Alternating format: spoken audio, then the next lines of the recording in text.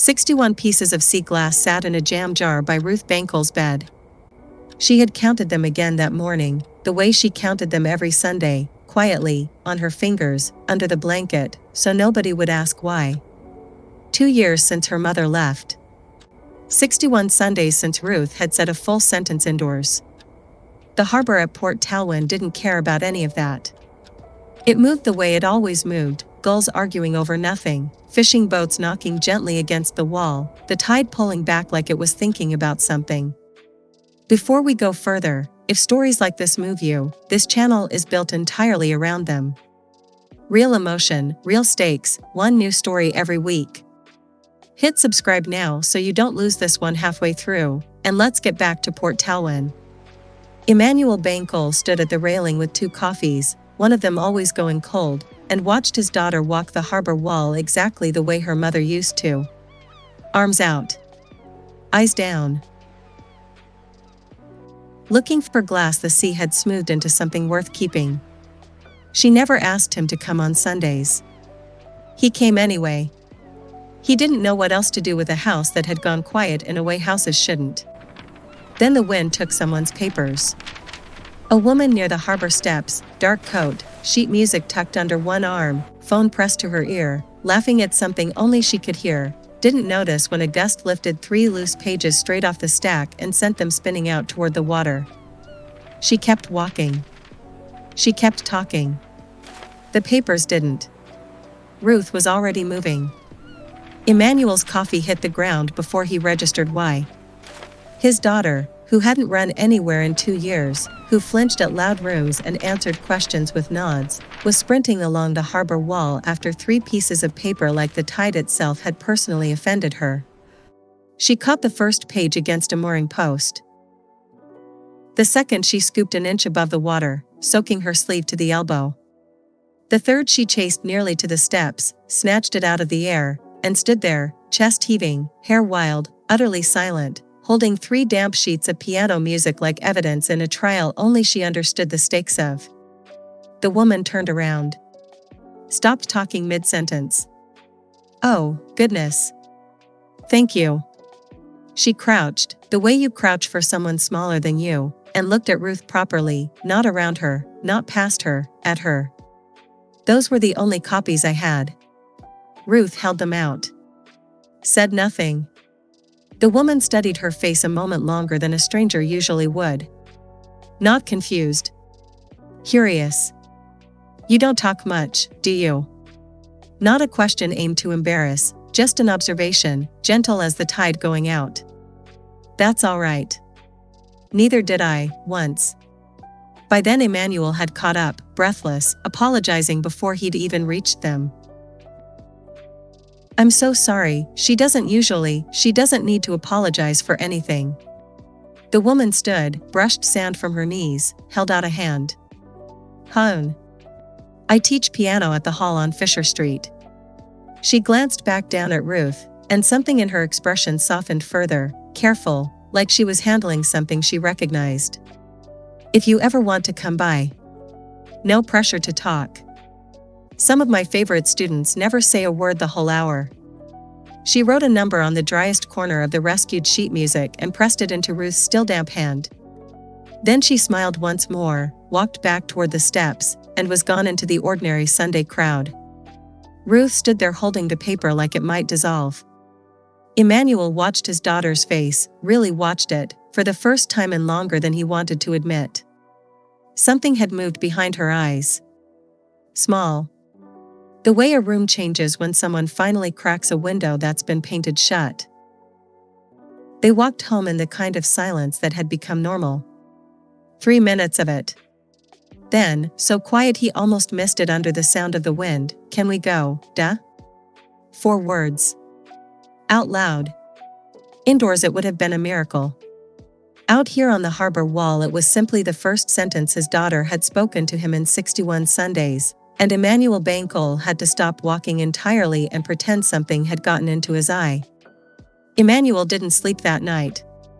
He lay in the dark replaying 4 words until they lost all shape, "Can we go, duh?" Turning them over like sea glass himself, checking every edge for whether he'd imagined it. He hadn't. He knew he hadn't. Ruth had gone quiet again the moment they reached the front step, back into the careful nodding and pointing that had become her language, but for 3 seconds on that harbor wall, she had used her voice like it still belonged to her. He thought about the year after Comfort left.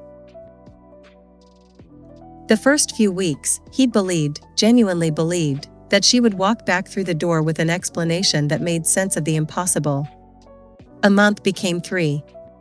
3 became a year. Somewhere in that year, Ruth had stopped raising her hand in school. Stopped answering the phone.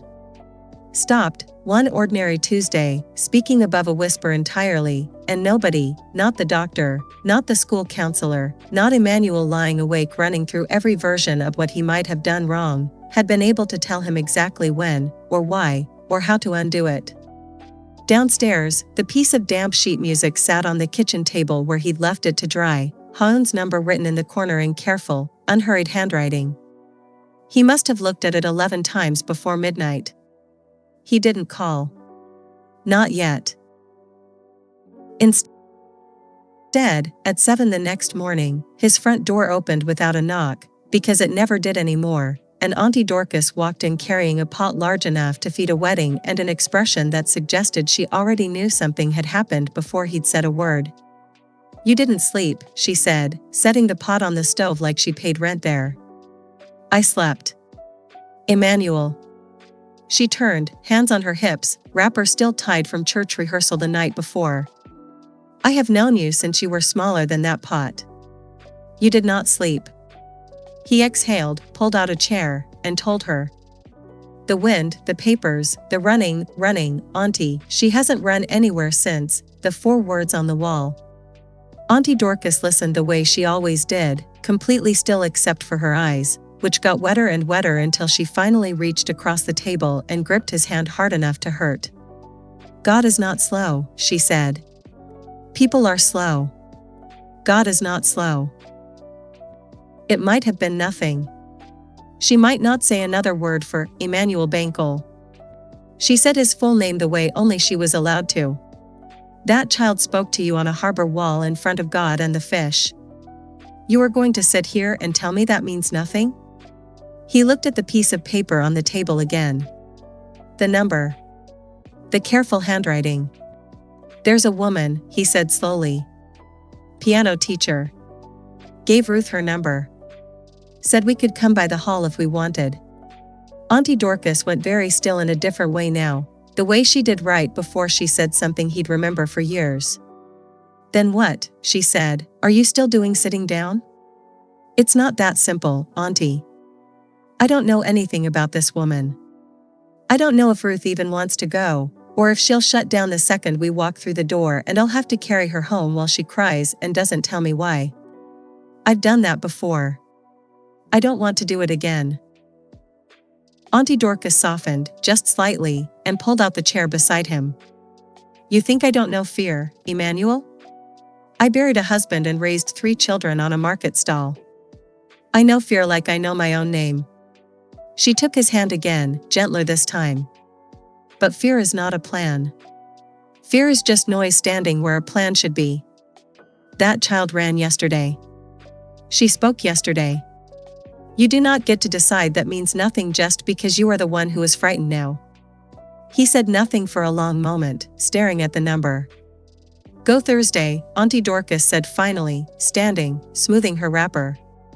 "Give the woman a chance to be as ordinary and unremarkable as everyone else in this village. Or don't, and spend the rest of your life wondering."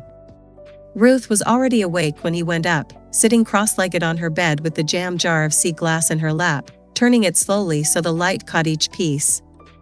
61. She hadn't added 1 yet this week. She was waiting for Sunday, the way she always did, because some rules were the only thing keeping the world from tilting sideways completely. Emmanuel sat on the edge of the bed. Didn't rush it. "That lady from yesterday," he said carefully. "Ha-eun.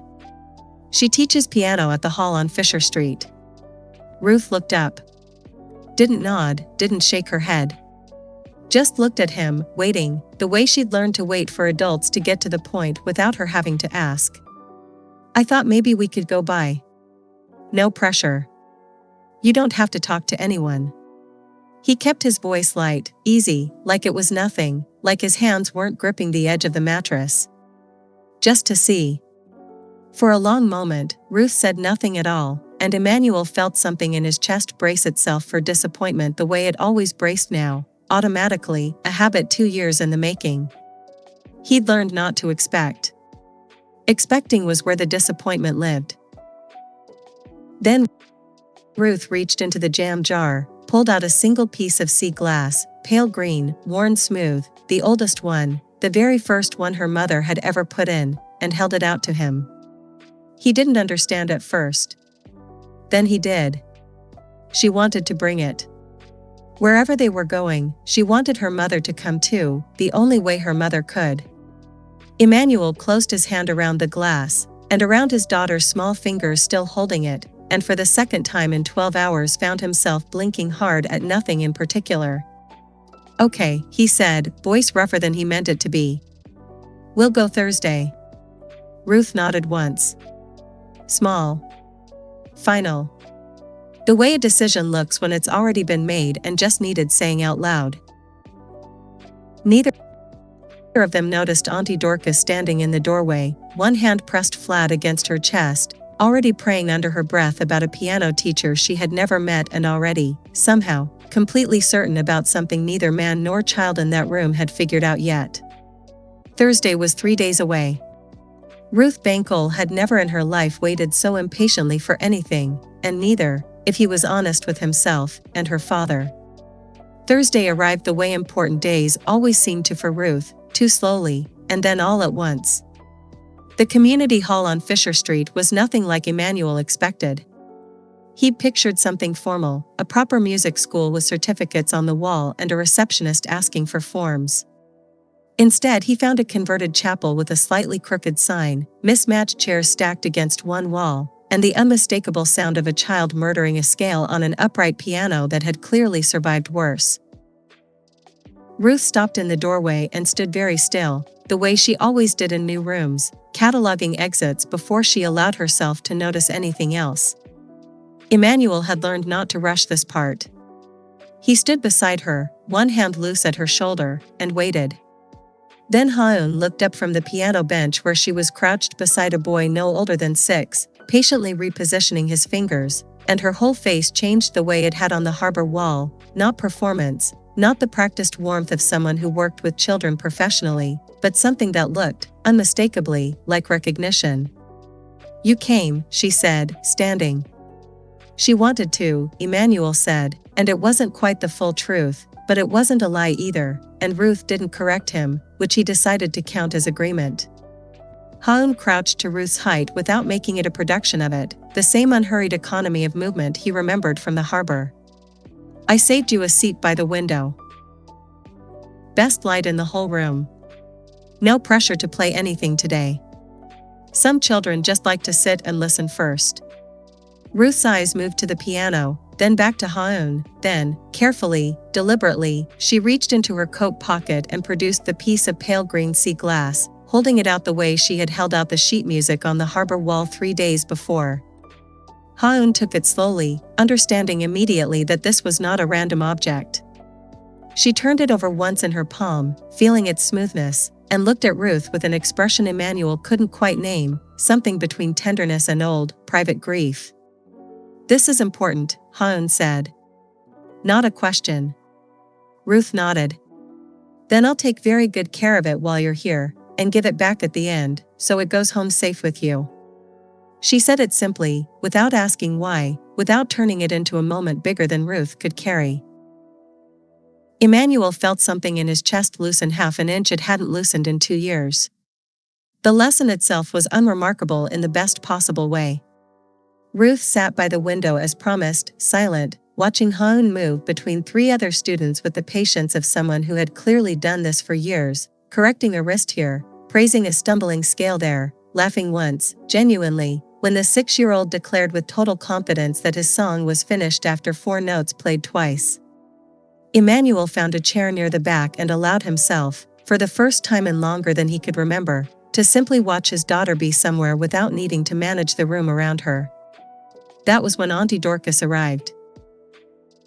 She did not knock, because the hall had no door to knock on, only a doorway, and she filled it the way she filled every doorway, a bright orange head wrap, a Tupperware of something that smelled like heaven, and an expression of a woman conducting reconnaissance disguised as hospitality. "I brought Puff Puff," she announced to the room at large, "for the children. And for the teacher, if the teacher is good to my family." Every head in the hall turned. Ha-eun, halfway through correcting a chord, straightened slowly, visibly recalibrating. "Auntie," Emmanuel said, with the weary patience of a man who had known this was inevitable the moment he'd mentioned Thursday out loud. "I am simply delivering snacks," Auntie Dorcas said, already crossing the room toward the piano with the confidence of someone who had never once in her life delivered only snacks. She set the Tupperware on the piano lid, earning a small wince from Ha-eun that Auntie Dorcas either didn't notice or chose not to, and turned her full attention on the teacher. "So," she said, "you are the one who found my grandniece's voice on the harbor." Ha-eun glanced at Emmanuel, who offered nothing but a helpless shrug. "I just gave her my number. She did the finding." Auntie Dorcas studied her the way she studied fish at the market, thoroughly, without apology. "You have kind eyes. Tired, but kind. Where are your people from?" Something flickered across Ha-eun's face, brief, controlled, gone almost before it arrived. "Here and there," she said lightly. "I move around a lot for teaching." Auntie Dorcas said again, in the tone of a woman filing information away for later use. She didn't press. "Not yet." She simply patted the piano lid, told the room the Puff Puff was for everyone except the boy who'd called his four-note song finished, because pride comes before Puff Puff, and made her exit as suddenly as she'd arrived, pausing only to squeeze Ruth's shoulder on the way past and whisper something in her ear that made Ruth's mouth twitch, not quite a smile, but close enough that Emmanuel's breath caught. When the door swung shut behind her, Ha-eun let out a breath that sounded like relief and mild shell-shock in equal measure. "She's a lot," Emmanuel said apologetically. "She's wonderful," Ha-eun said, and meant it, though her eyes lingered a moment too long on the doorway Auntie Dorcas had disappeared through, as though checking that the question about where your people from had truly gone with her. It hadn't. Not really. It had only gone quiet, the way certain questions do right before they come back larger. By the end of the hour, Ruth had not touched the piano.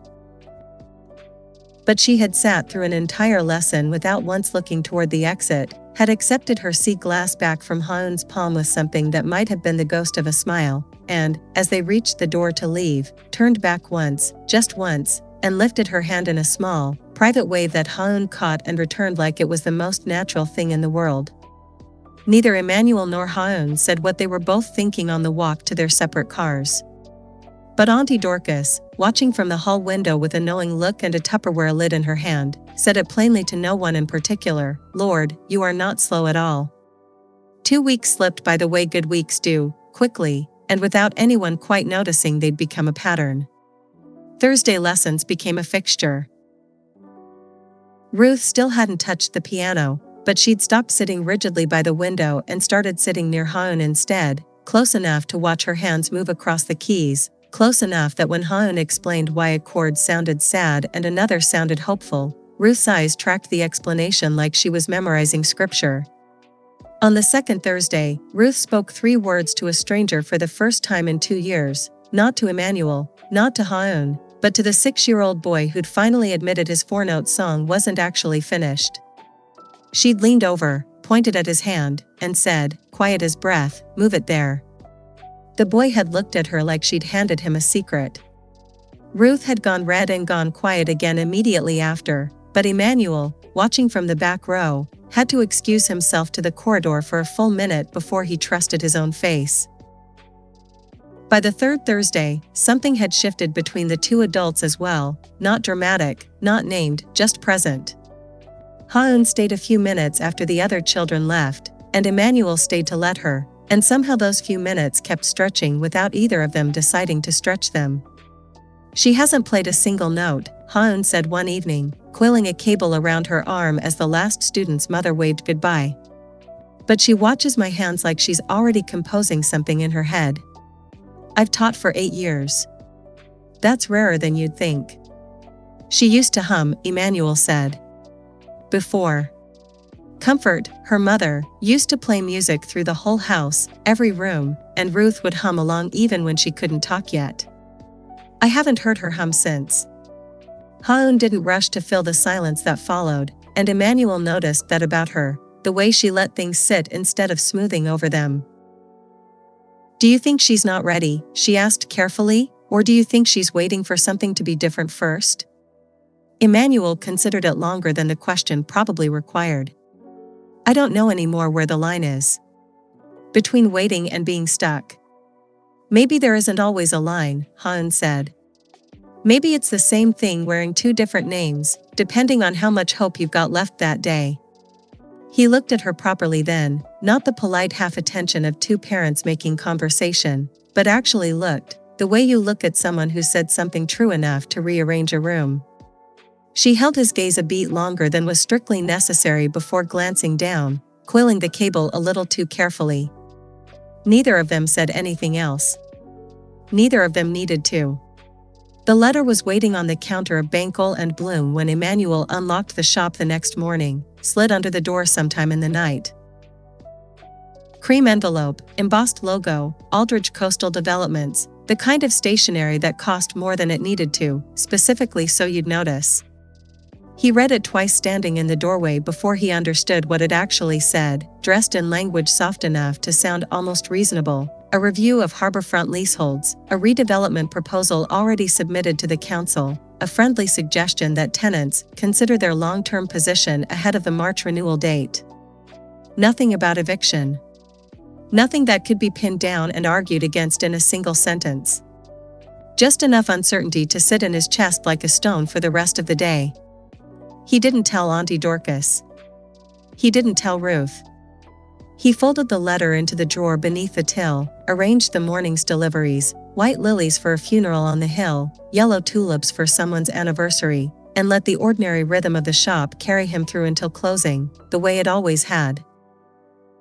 But that night, lying awake again, he found himself doing the math he'd been avoiding for 2 years. The shop had been Comfort's idea before it was his. She'd found the space, painted the sign herself, stocked it with flowers nobody in Port Talwyn had ever asked for, and then, somehow, couldn't live without. Losing it wouldn't just mean losing income.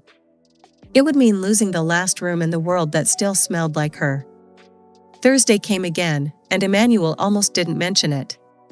He sat through the lesson watching Ruth lean closer to the piano than she ever had before, watching Ha-eun's patient hands guide a phrase of music into the air, and told himself the letter was a problem for another day. Then Ha-eun caught him afterward, in the doorway, the last of the daylight cutting gold across the hall floor. "You've had something on your mind all evening," she said. Not a question. "You keep looking at the door like you're expecting someone." He almost lied. He'd gotten good at that, the reflexive smoothing over, the "I'm fine" that ended conversations before they cost him anything. But something about the way she'd said maybe there isn't always a line a week earlier made the lie feel small and unworthy of the moment. "There's a company," he said slowly. "Aldridge. They're the landlord for most of the harbor front, including my shop. They sent a letter. Nothing official yet, just enough to make you understand what's coming." Ha-eun went very still. Stiller than the moment required. "Aldridge," she repeated, quiet. "You know them?" For a fraction of a second, something moved behind her eyes, recognition, or fear, or both, gone almost before he could name it, replaced quickly by the careful, composed expression he was starting to notice she wore whenever a conversation drifted too close to somewhere she didn't let people go. "No," she said. "Just, sounds like the kind of name that shows up everywhere these days." She smiled, but it didn't quite reach the place her smiles usually reached. "I'm sorry about the shop, Emmanuel. Truly." He nodded, let it go, because pressing felt like it would cost him something he wasn't ready to spend yet. But he carried the moment home with him anyway, the half-second flinch, the too-quick recovery, and set it down somewhere in the back of his mind next to all the other things about Ha-eun Seo that didn't quite add up to the ordinary piano teacher she claimed to be. Ruth hummed on the walk home that night, just 4 notes, under her breath, so quiet he almost missed it. He didn't ask her to stop. He didn't tell Ha-eun what he'd heard behind her eyes either. Some things, he was learning, needed to be watched a little longer before they could be named out loud. The money order had been arriving for almost 2 years, and Emmanuel had never once let himself examine it too closely. It came on the 1st of every month, slipped through the shop's letterbox in a plain white envelope with no return address, no note, nothing but a postal order for exactly £300 and a postmark from a sorting office in London he'd never bothered to trace. The first time it arrived, 6 weeks after Comfort disappeared, he'd assumed it was some kind of mistake, someone else's mail, misdelivered. He'd almost sent it back. Then it came again the following month. And the month after that. He'd told himself it was a charity, some village kindness fund he didn't know existed, the sort of quiet generosity Port Talwyn was capable of when it wanted to be. He'd told himself a lot of things over 2 years that he'd never quite believed all the way down. That morning, restocking the till after the Aldridge letter had rattled something loose in him, he found himself pulling out the drawer where he kept 2 years of white envelopes, all of them saved, none of them ever properly looked at. He laid them across the counter in order. 22 of them. 22 months of £300 arriving like clockwork from nowhere, precisely enough, he realized now with a cold drop in his stomach, to keep the shop's lease payments current every single time they'd come due. Not a coincidence. Never a coincidence. He'd simply never let himself do the arithmetic. He sat down hard on the stool behind the counter, the old wood creaking under him the way it had for 15 years, and stared at the stack of envelopes like they might rearrange themselves into an explanation. Comfort. He hadn't let himself think her name properly in months, not the whole shape of it, not without flinching away from the parts of the memory that still didn't make sense. The morning she'd left, she hadn't screamed, hadn't argued, hadn't even really said goodbye, just a note on the kitchen table, 4 lines long, saying she loved them both and needed time, and then she was gone, and the not knowing had been so much worse than any explanation could have been, because a person can grieve a death. A person can even, eventually, grieve a divorce. Nobody had ever taught him how to grieve a woman who simply vanished and kept, somehow, impossibly, still paying his rent. He thought about the counselor Ruth had seen briefly in the first year, a kind woman who'd used the word ambiguous loss, grief without an ending, without a body, without a story that closed. He'd hated the term at the time. He understood it better now, sitting alone in his shop at 7 in the morning with 22 envelopes spread out like evidence in a case he'd been too afraid to investigate. He didn't tell Auntie Dorcas that day, though she noticed something was wrong the moment she walked in with the lunch she brought him twice a week whether he asked for it or not. "You have the face," she said, setting the dish down. "What face?" "The face you had the week after she left. The one that says you are somewhere else in your head." She studied him a long moment, then, uncharacteristically, didn't push further. She simply sat across from him at the little table in the back room, unwrapped the food, and ate in companionable silence, the kind she usually filled with commentary about the church choir or the price of plantain. Today she let the quiet sit. Finally, near the end of the meal, she said, without looking up, "Whatever it is. You do not have to solve it today. Some things need to be carried a while before they can be put down properly." He almost told her about the envelopes then. The words rose in his throat, and he opened his mouth, and then closed it again, because saying it out loud would make it real in a way he wasn't ready for, the possibility that Comfort hadn't simply left them. That she might still, somehow, be watching over them from wherever she'd gone, close enough to know exactly what the lease payments were, far enough that 2 years had passed without a single word beyond an unmarked envelope. "Just tired," he said instead. Auntie Dorcas looked at him the way she always did when she knew he was lying and had decided, for now, to let him have it. That evening, Ruth found him in the back room still holding one of the envelopes, turning it over in his hands like it might yield a postmark he hadn't already memorized. She stood in the doorway a long moment, watching him the careful way she watched everything now, cataloging his mood before deciding whether the room was safe. She crossed to him without a word and climbed onto the stool beside his, leaning her head against his arm the way she used to when she was small enough to be carried everywhere. He wrapped an arm around her, set the envelope down, and for a while neither of them said anything at all, the shop settling into evening around them, flowers cut that morning already beginning to open in the cool air. "Was that from Mum?" Ruth said finally. Quiet. Certain. Not really a question. Emmanuel's breath caught somewhere in his chest. It was the first time in 2 years his daughter had said the word mum out loud. He looked down at her, and she looked back up at him with an expression far too old for 8, the same watchful patience she brought to every piano lesson, waiting to see whether the truth was something he trusted her to carry. "I don't know for certain," he said honestly, because he'd promised himself long ago never to lie to her about the things that mattered most, even when the truth was a shape neither of them could see the edges of yet. "But I think it might be." Ruth nodded slowly, filing this away the way she filed everything, and reached into her coat pocket for the jar's newest piece of sea glass, turning it over once in her palm before tucking it back away, as if some private ledger had just been updated. She didn't cry. Neither did he, not in front of her. But that night, after she'd gone to bed, Emmanuel sat alone at the kitchen table with all 22 envelopes spread in front of him, and allowed himself, for the first time in 2 years, to hope, carefully, dangerously, that his wife might still be out there somewhere, watching over them in the only way she'd found safe enough to try. He didn't know yet how close that hope actually was. He didn't know that 4 miles up the coast, in an office belonging to a company whose name he'd only just learned to fear, someone was signing another envelope that very night, and that the name on the letterhead above her desk was one Ha-eun CO would have recognized instantly, if she'd ever let herself look. The black car had been parked outside the community hall for 11 minutes before Ha-eun noticed it. She was halfway through arranging chairs for the afternoon's lessons, humming without realizing she was humming, when she glanced up through the tall chapel windows and felt the sound die in her throat.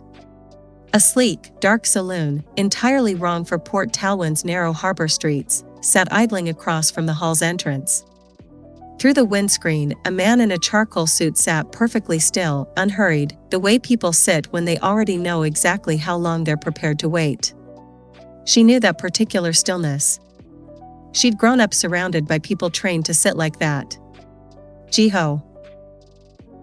She hadn't seen him in over a year, not since the morning she'd left everything, the apartment in Seoul with its floor-to-ceiling windows, the engagement photographs already printed for a wedding she'd never agreed to want, the company that bore her family's name stitched into every piano key it had ever produced, and boarded a flight under a name that wasn't quite hers, to a country where nobody would think to look for the granddaughter of CO and sons among fishing boats and flower carts.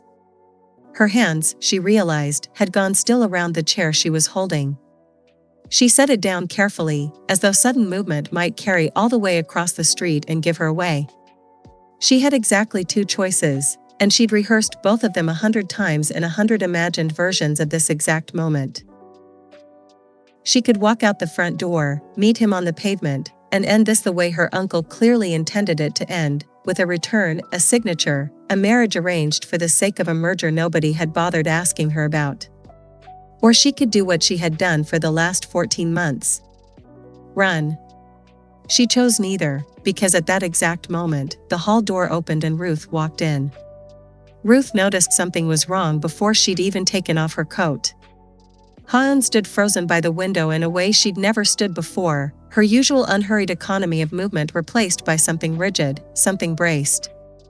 Ruth followed her gaze out through the glass to the black car across the street, and though she couldn't have named what she was seeing, some old instinct in her, the same instinct that had learned, 2 years ago, to read a room for danger before it learned almost anything else, understood that Ha-eun was afraid.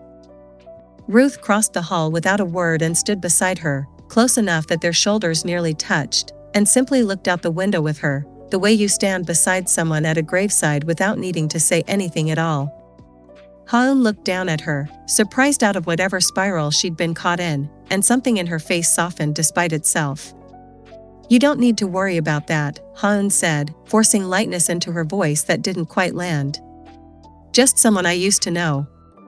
Ruth studied her a long moment, the particular, patient scrutiny of a child who has learned that adults often say don't worry precisely when there is something worth worrying about, and then, very deliberately, reached into her coat pocket and pressed her piece of sea glass into Ha-eun's palm, the way she did every Thursday, except this time she folded Ha-eun's fingers closed around it herself. "Keep it," Ruth whispered. "For today." It was, Ha-eun would think much later, one of the kindest things anyone had done for her in 14 months of running, and it came from an 8-year-old who had barely spoken a full sentence to anyone outside her own family. The car was gone by the time the first students arrived for their lesson, and Ha-eun taught the entire hour with a composure so complete that nobody but Ruth seemed to notice anything had happened at all. But her hands, usually so steady on the keys, faltered twice during a simple scale she could have played asleep, and when the last student left, she didn't linger the way she had every Thursday since Emmanuel had first brought his daughter through that door. She was gathering sheet music with unusual haste when Emmanuel arrived to collect Ruth and found her like that, quick, distracted, glancing at the window every few seconds like she expected it to hold something. "Everything all right?" he asked. "Fine," she said, too fast. "Just tired." He didn't push, though the answer sat wrong in his chest the same way the black car had sat wrong outside the window earlier, wrong in a way he couldn't yet name, only recognize, the particular texture of a lie told by someone who wasn't practiced at lying, only practiced at hiding. That night, alone in the small rented cottage she'd called home for over a year, Ha-eun sat at her own piano, an old upright, nothing like the grand instruments she'd grown up playing, and finally allowed herself to take out her phone. 14 missed calls over the last 2 days, all from the same number she'd blocked and unblocked so many times the phone barely registered it as new anymore. One voicemail she'd never deleted, because some part of her couldn't quite let herself erase her grandfather's voice entirely, even secondhand, even relayed through an assistant she didn't trust. She played the voicemail again. Jiho's voice, formal, precise, utterly without malice, which somehow made it worse. "Miss Co. Your grandfather's health has changed. Your uncle believes it would be best if the matter were resolved quickly, for the company's stability and your grandfather's peace of mind. I am in the area. I would prefer to speak with you directly, rather than involve anyone else." Anyone else. She understood exactly what that meant, and exactly who it was intended to protect, not her, never her, but the careful fiction that Co and Sons remained a family untouched by scandal, by runaway heiresses, by anything that might unsettle a board of investors already nervous about her grandfather's failing health. She set the phone down, pressed her palms flat against the piano keys without playing anything, and let the silence of the empty cottage settle over her the way it hadn't in months, not since Ruth Bankole had chased 3 pieces of sheet music across a windy harbor and, without meaning to, made this small rented life feel less like hiding and more like home. For the first time since she'd arrived in Port Talwyn, Ha-eun found herself afraid not of being found, but of what she stood to lose the moment she was. She didn't sleep that night either. 4 miles away, in a shop full of flowers that still smelled faintly of a wife who might or might not be gone forever, Emmanuel Bankole lay awake too, turning over the same unanswerable question: what does it cost a person to keep a secret gently enough that the people around them never even feel its weight? Auntie Dorcas found the black car first. She'd walked to the shop the following morning with a covered dish and her usual running commentary about the choir director's questionable taste in hymns, and stopped dead on the corner of Fisher Street, staring at the same sleek saloon idling near the harbor wall as though it had personally insulted her. "That car does not belong here," she announced to Emmanuel the moment she reached the shop, setting the dish down with unusual force. "I have lived in this village 40 years. I know every car that belongs on this street, and that is not one of them." "Probably a tourist," Emmanuel said, only half listening, elbow deep in a delivery of chrysanthemums that had arrived wilted and needed reviving before the funeral order went out at noon. "Tourists do not sit still for 2 hours outside the piano hall, Emmanuel. Tourists take photographs and leave." Auntie Dorcas's eyes narrowed in the particular way that meant she had already assembled a theory and was simply waiting for evidence to catch up to it. Your Ha-eun looked at that car yesterday like it was going to eat her. Emmanuel's hand stilled on the flowers. She wasn't looking at anything. I raised 3 children and buried a husband, boy. I know a woman who is frightened when I see one. She fixed him with a look that brooked no argument. You should ask her. He told himself all day that he wouldn't. That it wasn't his business, that Ha-eun had never asked him to be the kind of man who pried into corners she'd clearly built for a reason. But by the time Thursday's lesson ended and the last child had been collected, and Ruth had drifted toward the window seat with a picture book while the adults talked, the question had been sitting in his chest so long it had grown teeth. Auntie Dorcas saw a car outside yesterday, he said carefully, watching Ha-eun coil cables with the same 2 quick hands from the day before. Said it sat there most of the morning. Ha-eun's hand stopped moving. She has a talent for noticing things, Ha-eun said lightly, though the lightness didn't reach anywhere near her eyes. So do I, apparently. He kept his voice gentle, but he didn't look away. Ha-eun. You've taught Ruth for a month. You've been kinder to my daughter than half this village managed in 2 years. I'm not asking because I don't trust you. I'm asking because I think something's frightening you, and I'd like to help, if you'll let me. For a long moment, she said nothing at all, and he watched something war behind her face, the same flicker he'd seen the day he mentioned Aldridge, except larger now, closer to the surface, as though 2 days of a parked car outside her window had worn through whatever careful composure she usually kept between herself and the world. My family isn't what I've let people believe, she said finally, quiet, each word placed like she was setting down something fragile. I'm not just a piano teacher who moved around a lot. I left something behind. Someone's come to bring me back to it. Emmanuel waited, didn't push, the way he'd learned from watching her do the same with Ruth for a month. There's a company, she continued, and her voice had gone strange, careful, the tone of someone confessing something they'd rehearsed not saying for over a year. My family's company. My grandfather built it, and he's not well now, and my uncle wants, she stopped. Started again. It doesn't matter what he wants.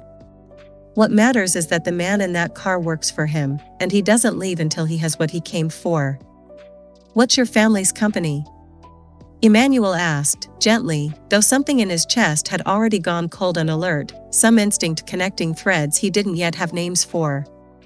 She opened her mouth. The hall door swung open. Miss Co. Ji-ho stood in the doorway, unhurried, precisely as still as he'd been in the car, a folder tucked under one arm and an expression of polite, immovable patience that made the whole room feel suddenly smaller. Behind him, through the open door, the black saloon sat parked directly outside, engine idling, exactly as Auntie Dorcas had described. Ha-eun went rigid. Emmanuel watched every trace of the woman who'd just started to open up to him fold itself away behind something colder, more composed, more practiced, the same transformation he'd seen the day of the Aldridge letter, except now he understood, with a sick lurch, that he was watching someone put armor back on in real time. You shouldn't be here, Ha-eun said, low. Your uncle asked me to be gentle, Ji-ho said, unmoved. I have been gentle for 14 months. I would like 5 minutes, Miss Co. Alone, if possible. His gaze flicked, briefly, deliberately, toward Emmanuel and Ruth by the window. For everyone's comfort.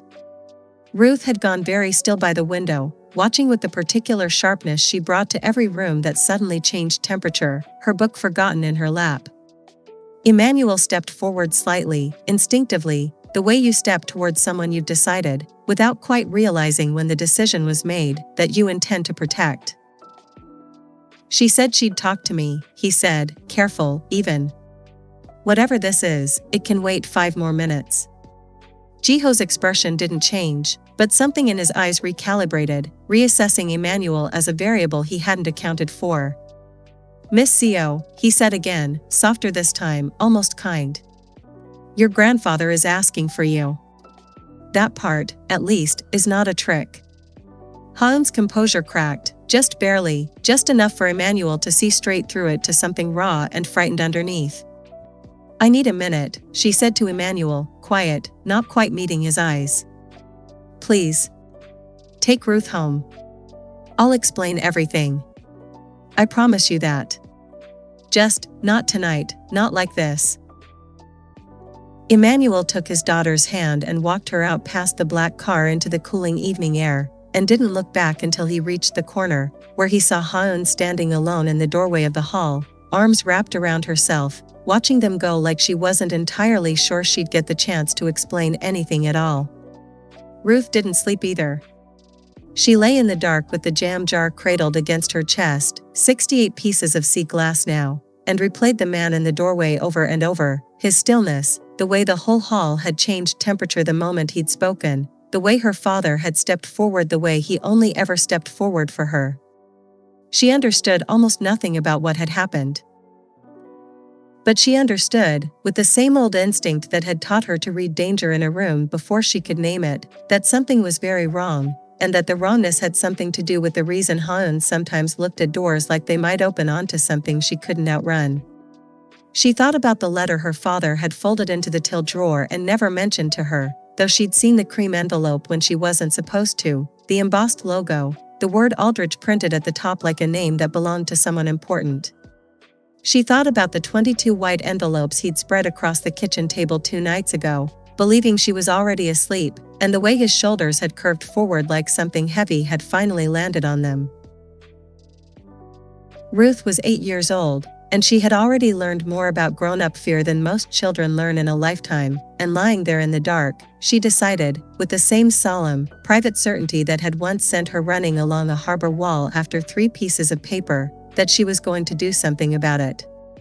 She heard them through the floor the next evening, Auntie Dorcas and her father in the kitchen, voices low but not quite low enough, the particular hush adults use when they think a closed door means a closed conversation. "The council meeting is in 3 weeks, her father was saying. If Aldrich gets the redevelopment approved, every shop on that stretch of harbor front loses its lease by March. Not just mine. The bakery. The bookshop. Old Mr. Price's tackle shop, and he's 71, Auntie, where's a man his age supposed to go? And you think this Ha-eun woman is connected to it somehow?" Auntie Dorcas's voice had none of its usual warmth. "That man in the car, I don't know what to think. She said she'd explain and then she didn't come Thursday. Hasn't answered my calls." A long pause, heavy enough that Ruth could feel it through the floorboards. "I keep thinking about comfort. How much I didn't know, right up until the morning she was gone. I don't know if I can do that twice, Auntie. Trust someone all the way down and then find out there was a whole life underneath I never saw."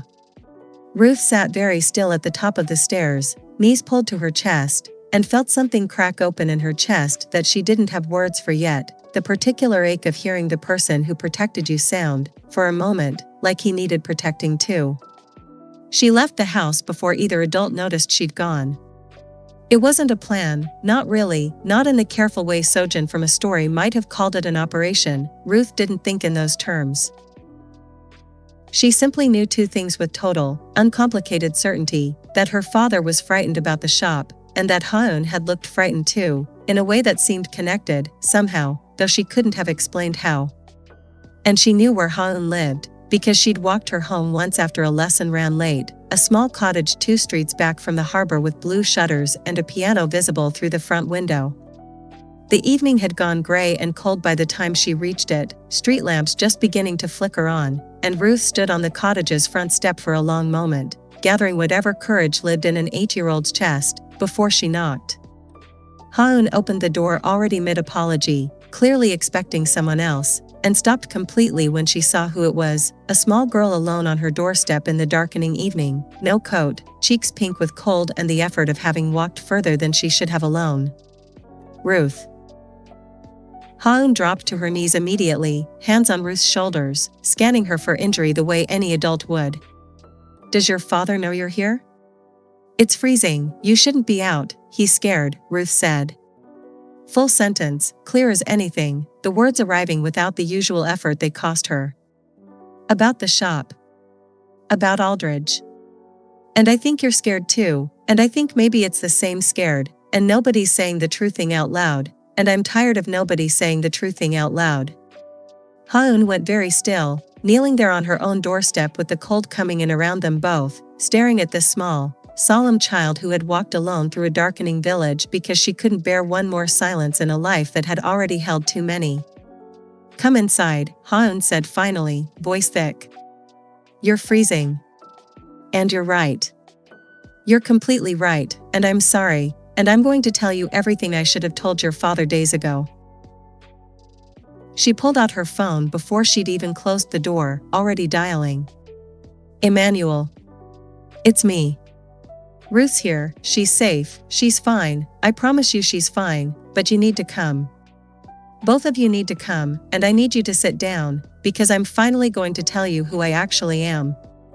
4 miles away, Emmanuel was already grabbing his coat before she'd finished the sentence, Auntie Dorcas close behind him reciting something that was half prayer and half warning, and none of them yet knew that the truth waiting in that small cottage would answer far more than just the question of who Ha-eun's CO really was.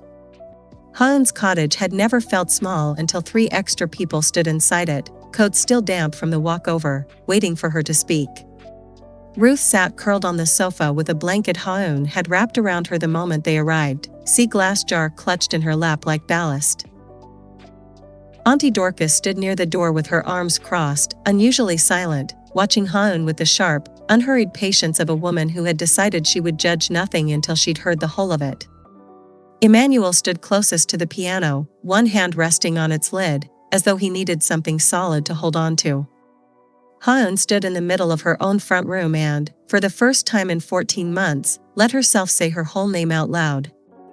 "CO Ha-eun," she said. "Not just Ha-eun. CO is my family name, and it's not an ordinary one. My grandfather founded CO and Sons 3 generations ago. If you've ever bought a piano in Korea, or half of Southeast Asia, or increasingly here, there's a fair chance it came from one of our factories." She said it plainly, without pride, the way you'd confess something closer to a burden than an inheritance. "I'm the only granddaughter. I was raised to inherit it." Emmanuel's hand tightened slightly on the piano lid. "The company." From the letter. "Aldridge, I don't know yet if they're connected," Ha-eun said quickly, "and I need you to believe that, because it matters. I didn't run from Port Talwyn to hide from your landlord, Emmanuel. I ran from a wedding." The room went very still. "My grandfather had a stroke 18 months ago," she continued, voice steadier now that the worst of it was finally moving from her chest into the air where it could be examined instead of carried alone. "My uncle Min-jun took over the day-to-day running of the company, and almost immediately started negotiating a merger with a rival firm to shore up investor confidence while grandfather recovered. The other family had a son. Min-jun decided the cleanest way to guarantee the merger held, the cleanest way to reassure the board that CO and Sons remained, in his words, stable, was for me to marry him. They arranged it," Emmanuel said slowly, "without asking you. They asked me the way you ask someone information you've already decided not to listen to." Ha-eun's jaw tightened. "I said no. Repeatedly. Formally. In writing. It didn't matter. The engagement photographs were already being printed before I'd agreed to anything at all, because agreement was never actually required, just my presence at the ceremony. So 4 days before the wedding, I got on a plane, and I didn't tell anyone where I was going, including my grandfather, who I love more than almost anyone alive, because I knew if I told him, Min-jun would find out within the hour." Auntie Dorcas, silent until now, finally spoke. "And the man in the car. The one who came to the hall. Jiho works for my uncle. He's not cruel, I want to be fair to him, he's just very good at his job, and his job is finding me and bringing me home with as little embarrassment to the family as possible." Ha-eun looked down at her hands. "The voicemail he left said my grandfather's health has changed." That could be true. It could also be exactly the kind of thing Min-jun would tell him to say, because he knows it's the one lever that might actually move me. "Will you go back?" Emmanuel asked, quiet. I don't know.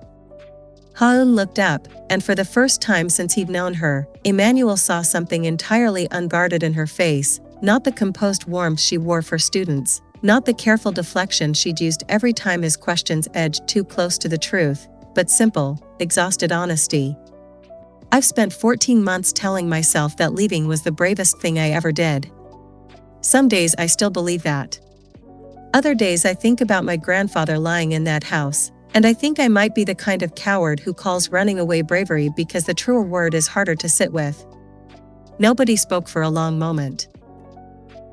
Ruth, curled on the sofa, watched the adults with the same careful attention she'd once given the piano keys, filing every word away somewhere private. Finally, Auntie Dorcas crossed the room, sat beside Ha-eun on the arm of the sofa, and did something none of them expected. She took Ha-eun's hand, the way she'd once taken Emmanuel's over a kitchen table, and simply held it. "Baby," she said, gentler than Emmanuel had heard her in years. "Running from a wedding you did not choose is not cowardice. But hiding the truth from people who have started to love you, that is a different matter, and I think you already know that, or you would not look so relieved to finally be saying it out loud." Ha-eun's composure finally broke, just slightly, eyes bright. "I didn't want you to see me differently. Once people know what my family is, what I could go back to, what I gave up, they stop seeing me. They see the company, the money, the story." She looked at Emmanuel directly. "I didn't want to be a story to you. I wanted to just be someone who taught your daughter piano and happened to like the way you laughed when you thought no one was watching." Emmanuel crossed the room and knelt in front of her, so they were level, the way she'd once knelt for Ruth on a doorstep in the cold. "You're not a story," he said. "You're the first person in 2 years who made this village feel less like a place I was surviving and more like a place I was actually living in. That doesn't change because your family owns a piano company." Ha-eun let out a breath that was half laugh, half something closer to tears. "It might get complicated. Jiho isn't going to stop coming. And if Minjun decides I'm not coming quietly, he has resources most people in Port Talwyn have never had to think about. Then we'll think about them together," Emmanuel said simply. "You spent 14 months carrying this alone. You don't have to carry the next part alone too." From the sofa, in the small, clear voice she'd only just found her way back to, Ruth spoke. "Are you going to stay?" Ha-eun turned to look at her, and something in her face settled, decided, the way a decision looks once it's finally been made out loud instead of just carried silently in the dark. "Yes," she said. "I'm staying. And I'm going to help however I can, with the shop, with Aldridge, with all of it. I have resources too, Ruth. I've just spent 14 months too frightened to use them."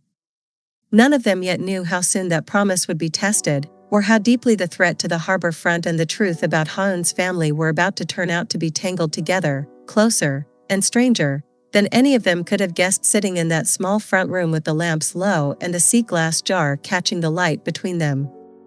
The council meeting was 2 weeks away, and Ha-eun spent the first of them making calls she hadn't made in over a year.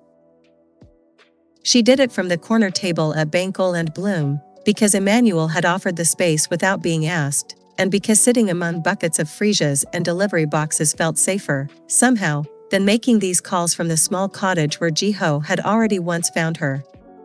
Emmanuel worked quietly at the counter, close enough to be present, far enough to give her room, and Ruth sat cross-legged near the window with a picture book she wasn't really reading, listening to every word.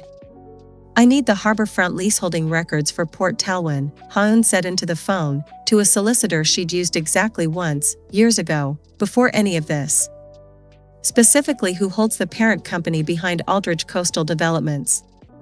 I want to know who's actually funding this redevelopment push, not just the name on the letterhead." It took 3 days for the answer to come back, and when it did, Ha-eun read it twice before she trusted herself to say it out loud. "Aldridge Coastal Developments is a shell," she told Emmanuel, sliding the printed sheet across the counter toward him with a hand that wasn't quite steady. 3 layers of holding companies deep. But underneath all of it, the actual capital behind the redevelopment, the money that would profit if every shop on this harbor front got pushed out for luxury flats, traces back to an investment arm my uncle set up 18 months ago, right around the time he took over day-to-day operations. Emmanuel stared at the sheet like it might rearrange itself into something less impossible. Your uncle owns the company trying to take my shop. Not directly. Buried under enough paperwork that most people would never trace it. But yes. Ha-eun's jaw tightened. I think he's been diversifying company assets into UK property speculation for over a year, likely to insulate the family's wealth in case the merger fell through or my grandfather's health worsened further. Port Talwyn is small, undervalued, easy to redevelop quietly without much scrutiny. He'd have had no idea I was even here when this started. It's very likely just cruel coincidence that of all the harbour towns in England, the one he chose to invest in was the one I ran to. Or it's not a coincidence at all, Auntie Dorcas said, arriving mid-conversation with her usual disregard for doors, and the Lord has a sense of humor about bringing people's business back around to meet them. Nobody had a response to that, because nobody ever quite did. The second call came from a number Emmanuel didn't recognize, 3 days later, and very nearly went to voicemail before something made him pick up. Is this Emmanuel Bankole? A woman's voice, careful, formal, with the particular caution of someone who had rehearsed this call many times and still wasn't sure she could get through it. My name is Adiz. I work in the London office of CO & Sons Property Division. I believe you've recently become aware of a redevelopment matter concerning Aldridge Coastal Developments. Emmanuel's grip on the phone tightened. I have. I need you to understand I'm calling against explicit instruction, Adiz said, voice dropping. But I've worked alongside someone in this office for nearly 2 years now, under a different surname than the one she was born with, and when I saw the Port Talwyn file cross my desk last month, I recognized the name of the harbour town before I recognized anything else. Because she talks about it. Constantly. More than she probably realizes. Who? Emmanuel asked, though something in his chest had already started assembling an answer he wasn't ready for. She goes by Faith here, Adiz said. But I don't think that's the name you'd know her by. The line went very quiet. Her real name, Adiz continued, gently now, is Comfort. Comfort Bankole. I believe she's your wife. Emmanuel didn't remember sitting down. He found himself on the stool behind the counter with the phone still pressed to his ear, Auntie Dorcas's hand suddenly gripping his shoulder, Ruth frozen by the window with her book forgotten entirely in her lap. She's been working here almost 2 years, Adiz said. Property Compliance Division, ironically, the exact department now handling the harbourfront acquisitions. She started under an assumed name after a debt collector connected to Aldridge's earlier ventures threatened both of you. From what she's told me, if a loan she says you never knowingly signed for wasn't repaid. She believed leaving and repaying it quietly, from somewhere the debt collector couldn't trace back to Port Talwyn, was the only way to keep you both safe. She's been sending payments every month since. She thinks about coming home every single day. She's terrified that if she does, whoever threatened you the first time will simply come back. Emmanuel's mouth had gone completely dry. She's alive. All this time, she's been working, for hours away, sending money, and she was protecting you the only way she knew how, Adiz said, quiet. I don't think that makes it right. I think she'd tell you herself it doesn't make it right.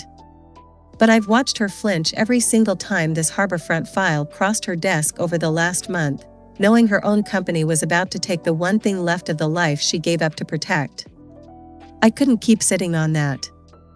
Across the shop, Ha-eun had gone completely still, one hand pressed against the counter, staring at Emmanuel with an expression caught somewhere between horror and disbelief.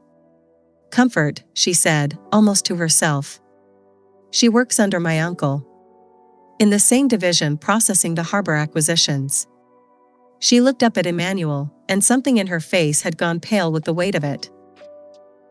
Emmanuel, I think the reason I never let myself look too closely at Aldridge's paperwork is the same reason I never let myself go home. I think your wife and I have been standing 4 floors apart in the same building for almost 2 years, both too frightened to say our real names out loud. Ruth slid down from the window seat and crossed the shop slowly, stopping in front of her father, sea-glass jar held against her chest like it might steady something in the room that had come suddenly, dangerously untethered. "Is Mum coming home?" she asked, in the small, clear voice that had taken her 2 years and a stranger's kindness to find again. Emmanuel looked down at his daughter, then at Ha-eun, then at the phone still warm against his ear, carrying a voice from a company on the other side of everything that had happened to them, and found, for the first time in 2 years, that he didn't have to guess at the answer. "I don't know yet," he said honestly, pulling Ruth close against him. "But I think, for the first time, we might actually get to ask her ourselves." 4 floors above Adi's desk in London, a woman who had signed her name Faith for almost 2 years sat frozen at her workstation, staring at an email she'd just received from her own department, forwarding a formal notice. The Port Talwyn Harbourfront acquisition had been flagged for urgent internal review, ordered personally by a director she hadn't seen in 14 months, her niece, CO Ha-eun. Comfort Bankole had rehearsed this moment so many times in her head that when it actually arrived, standing at the door of a shop that still smelled exactly the way she remembered, she found she had no rehearsed words left at all. She'd taken the first train out of London the morning after the internal review notice landed on her desk, before she'd even fully understood what her own niece by employment had set in motion 4 floors above her. She'd sat the entire journey with her hands folded so tightly in her lap they'd gone white, rehearsing apologies that all sounded thin against 2 years of silence, against a debt she'd carried alone to keep a threat from ever reaching the people she loved. The threat had been real. That much, at least, she needed them to understand before anything else. Alone Emmanuel had co-signed years earlier for a business partner who'd since vanished, a debt collector working, she'd later learned, on behalf of exactly the kind of shell company structure Aldridge Coastal Developments now represented, had come to her directly one evening while Emmanuel was at the shop and Ruth was asleep upstairs. He hadn't shouted. He hadn't needed to. He'd simply named her daughter's school, her daughter's usual walking route home, in a voice so calm it had frightened her more than any threat ever could, and told her the debt would be resolved one way or another. She'd made a choice that night that she'd questioned every single day since. She hadn't told Emmanuel, because she'd been certain, in the terrified logic of that moment, that telling him would only put him in the collector's path too. She'd left instead, quietly, completely, taking a debt she believed only she could safely resolve, working under a name nobody could trace back to a small flower shop in Port Talwyn, sending exactly enough money each month to keep the shop's lease current without ever explaining why. She had told herself, for 2 years, that this was protection. Standing now at the shop door, she understood, with the particular clarity of someone finally being asked to account for their choices out loud, that it had also been a kind of abandonment, however loving, however desperate, and that no amount of careful reasoning would make Ruth's 2 years of silence weigh any less. The bell above the door rang as she pushed it open, and Emmanuel looked up from the counter and went completely still. Neither of them spoke for a long moment. Ruth, seated near the window with her sea-glass jar, turned slowly at the sound of the bell, and the entire shop seemed to hold its breath around her. "Ruth," Comfort said, voice breaking on the single syllable. For a moment, nothing happened at all. Then Ruth stood, crossed the shop slowly, deliberately, the way she approached every important thing in her careful, watchful life, and stopped directly in front of her mother. "You've been paying for the shop," Ruth said. Full sentence, clear and steady, no whisper in it at all. "The whole time?" "Yes," Comfort said, kneeling so they were level, tears already falling freely. "I'm so sorry, my love. I thought I was protecting you. I didn't understand what it would cost you, not being here. I didn't understand until it was already." "I stopped talking," Ruth said, not accusingly, simply stating the fact the way she stated all facts, plainly, because she'd learned that plain truths were the only ones worth trusting. "For 2 years. I thought you left because of something I did." Comfort's composure broke entirely. "No. Never that. Never, ever that." She reached for her daughter's hands, and Ruth let her take them, and for a long moment neither of them said anything else, because some things Ruth had learned from Ha-eun's careful patience over the last 2 months didn't need to be rushed toward words at all. Emmanuel came around the counter slowly, and Comfort looked up at him, uncertain, bracing for whatever he might say. "You should have told me," he said, voice rough. "Whatever the danger was, we would have faced it together." "I know that now," Comfort said. "I didn't trust it then. I'm sorry." He didn't answer immediately, and the silence stretched long enough that Comfort's face began to fold with the fear that this, finally, might be the thing that couldn't be repaired. Then Emmanuel crossed the remaining distance, knelt beside his daughter and his wife both, and put his arms around them the way he hadn't in over 2 years, and Comfort felt something in her chest that had been braced tight since the night she'd left finally, carefully, begin to loosen. Behind them, standing quietly by the counter, Ha-eun watched the reunion with an expression caught somewhere between joy and something rawer, the particular ache of watching a family reassemble itself while your own remained fractured 4 countries away. "There's still Aldridge," she said finally, gently, once the moment had settled enough to hold practical weight again. "The harbor front. My uncle. None of that goes away just because we found each other."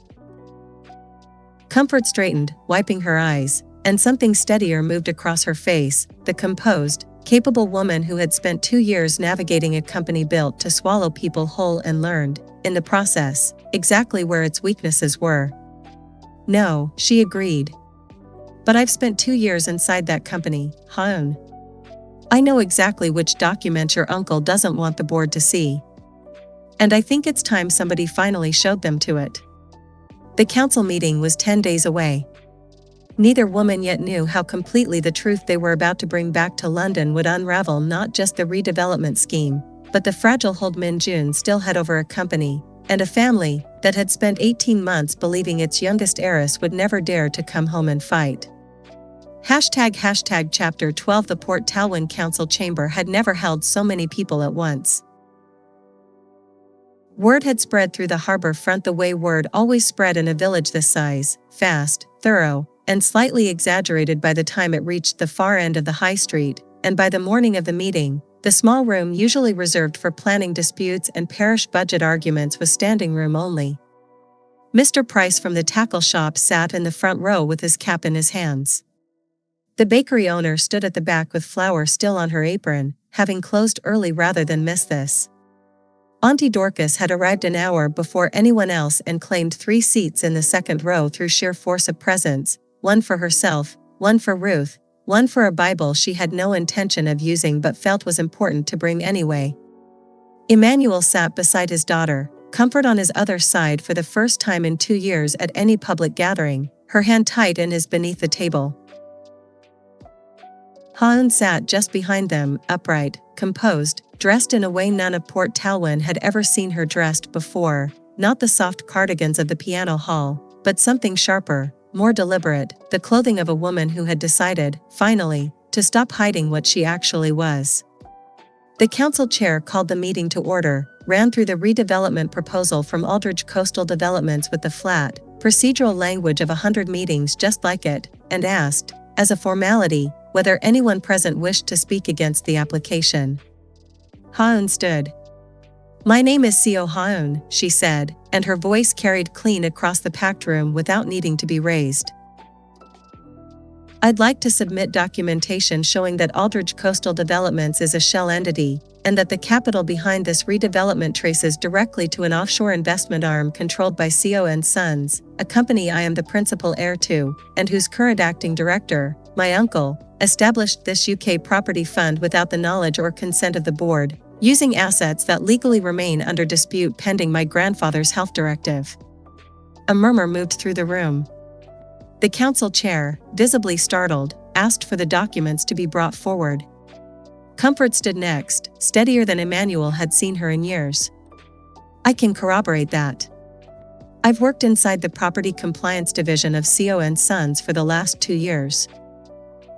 I have internal correspondence showing the acquisition of harborfront leaseholds in Port Talwyn was fast-tracked specifically to avoid the kind of scrutiny a larger, more visible development would attract, and that residents' long-term tenancy protections were deliberately omitted from the public-facing proposal. She placed a folder on the table before the council, thick with printed emails, timestamps, signatures. The chair paged through it in silence, expression shifting from procedural boredom to something considerably more alert. By the time the meeting adjourned 2 hours later, the redevelopment application suspended pending a full investigation, the council chair using the word irregularities so many times it began to sound almost apologetic. The room had gone from tense to something closer to disbelief, and then, slowly, unmistakably, to celebration. Mr. Price shook Ha-eun's hand so many times Emmanuel worried for his shoulder.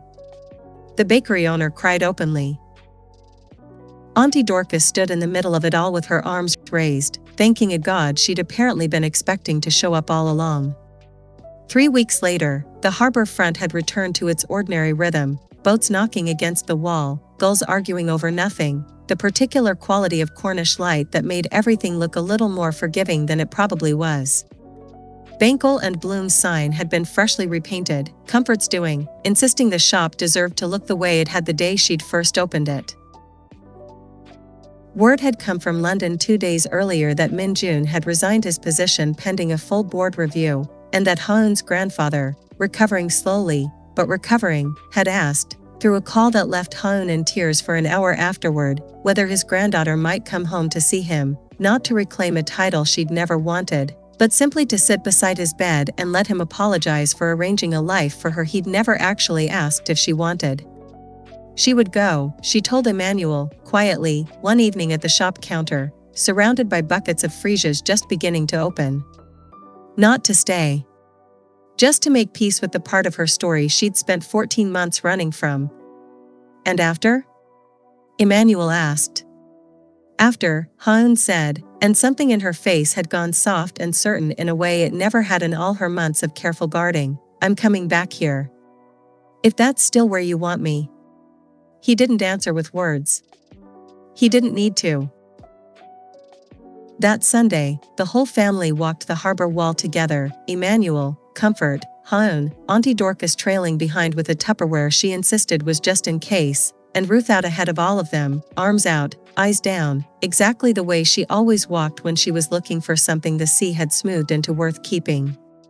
She found a piece near the old mooring post, pale blue, small, perfectly round, and turned to hold it up for everyone to see the way she'd done every Sunday for 2 years, except this time, for the first time since her mother had first taught her this ritual, she didn't do it in silence. That's 100, Ruth announced, delighted, holding the jar up to the light so the glass caught and scattered it across all their faces at once. 100 pieces. I counted this morning. Comfort knelt beside her daughter on the harbor wall, took the jar in both hands, and looked at every piece inside it, 2 years of Sundays, 2 years of grief carried quietly and faithfully by a small girl who had never once stopped waiting for her mother to come home, even when she'd stopped believing out loud that she would. 100 Sundays, Comfort said softly. I'm so sorry I missed so many of them. You're here now, Ruth said, simply, the way she said all the truest things, plainly, without decoration, because she'd learned somewhere in the last 3 months that plain truths were the only ones worth trusting completely. Behind them, Emmanuel watched his daughter's whole face, open and unguarded and entirely her own again, and felt something in his chest that had been braced for 2 years finally, fully, let go. If you've ever waited for someone to come home, or waited for your own voice to come back to you, I hope this one found you. Ruth Bankole spoke her mind freely again on a Cornish harbor wall, and somewhere 4 countries away, a grandfather waited for a granddaughter brave enough to finally stop running. What would you have done in Comfort's place, stayed and faced the danger, or run to protect the ones you loved from a distance? If this story stayed with you, that's exactly what it was written to do. Drop a comment and tell me what you'd have done in Comfort's place. I read every single one. Subscribe for the next story, and I'll see you there.